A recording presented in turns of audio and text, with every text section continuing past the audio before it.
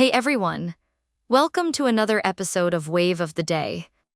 I'm super excited about today's topic because we're diving into something that has literally changed the game in AI and machine learning, the transformer architecture. And what's particularly fascinating about this one is that it comes from a paper titled Attention is All You Need. Talk about a confident title, right? But you know what? They actually backed it up.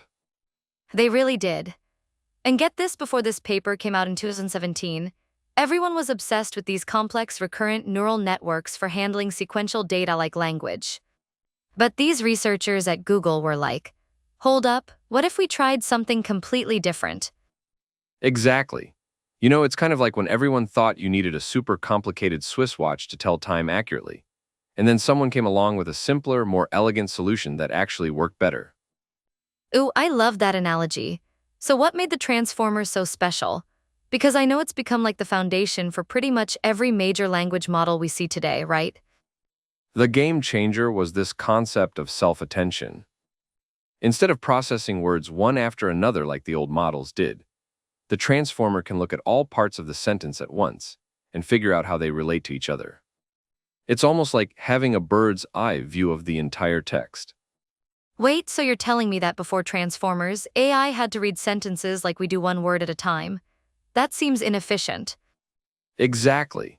Imagine trying to understand a complex sentence by only being able to look at one word at a time through a tiny window.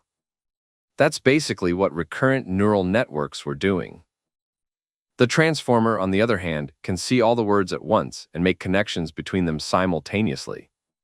Oh, so it's like the difference between reading a book with a flashlight illuminating one word at a time versus being able to see the whole page at once in broad daylight. That's a brilliant analogy.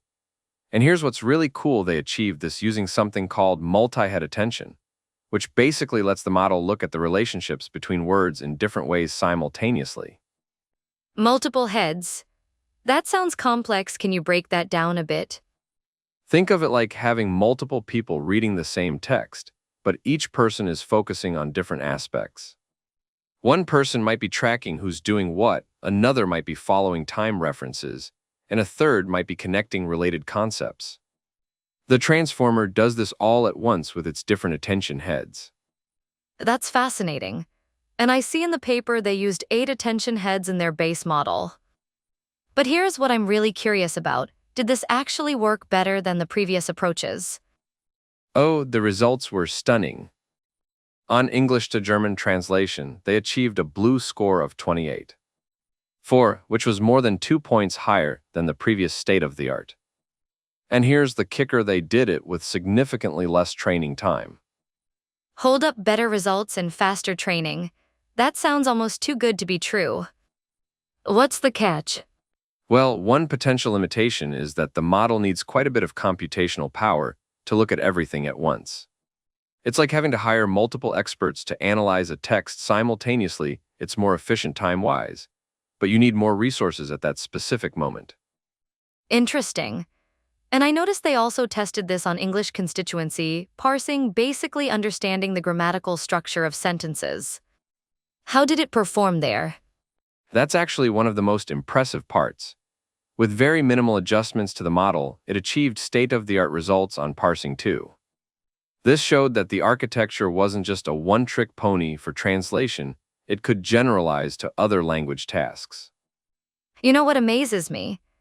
This paper came out in 2017, and now in 2024, we're seeing these massive language models like GPT-4 that are all based on this fundamental architecture. Talk about impact. Absolutely. It's like they created the basic blueprint that everyone else has been building upon. And the really elegant part is how simple the core idea is: just attention mechanisms.